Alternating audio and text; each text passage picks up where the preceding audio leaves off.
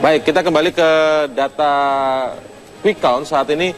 Cukup cepat ini Mas Burhan, data yang masuk 33% sudah masuk datanya, 47,42% untuk pasangan Prabowo Hatta dan 52,58% untuk pasangan Jokowi JK. Ini cepat sekali. Sudah sepertiga. Naik, ya? Sudah sepertiga data yang masuk ke kita, ke data center Metro TV dan indikator politik Indonesia, dan kita lihat berdasarkan data masuk, wilayah Jawa Barat, Jawa Tengah, Jawa Timur sudah masuk secara lebih proporsional, karena kebetulan di Jawa dari sisi populasi pemilih paling besar, sehingga Jawa menjadi kunci ya. Dan kemudian Sumatera kita tahu menyumbang sekitar 20-an% jumlah populasi pemilih secara nasional. Dan kemudian wilayah Indonesia bagian timur yang menjadi stronghold buat Jokowi JK. Nah, kalau kemudian wilayah Sumatera Jokowi JK kalah, setidaknya kalau kita melihat berdasarkan hasil survei, tentu kekalahan di Sumatera harus bisa ditambal, terutama dari wilayah Indonesia bagian timur. Tetapi kalau kekalahannya itu terlalu telak, itu ditambalnya dari Jawa Tengah, yang kita tahu menjadi basis yang sangat kuat secara elektoral buat Jokowi JK. Nah, karena itu yang menentukan itu Jawa Barat dengan Banten dan DKI Jakarta.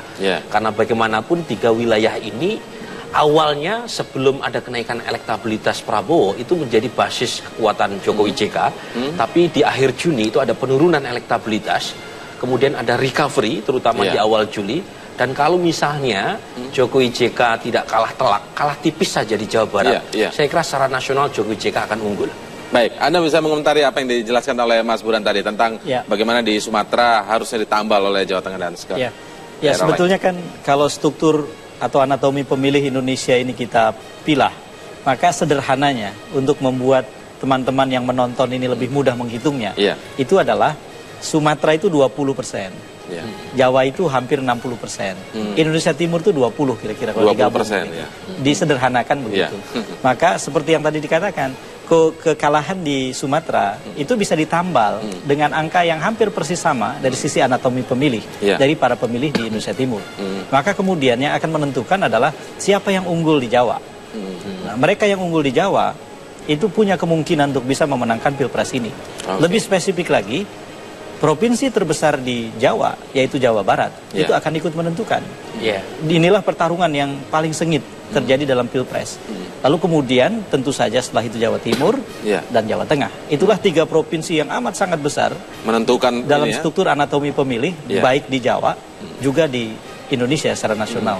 Dan kebetulan kalau kita lihat ini Kang Ep, dilihat dari sisi basis dan struktur partai pendukung Jokowi JK itu agak lemah di Jawa Barat. Kita tahu PDI Perjuangan hanya menguasai beberapa kepala daerah gitu yang unggul dalam pilkada.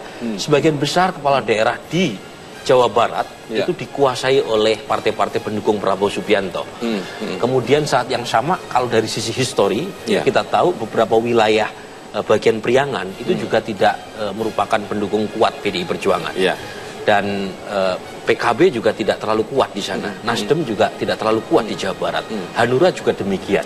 Nah, karena itu peran Jawa Barat itu harus mengandalkan juga sumbangan dari relawan. Jadi kita tahu ada banyak relawan, ada dulur Jokowi, ada sobat Jokowi, ada banyak. Jadi relawan yang berperan.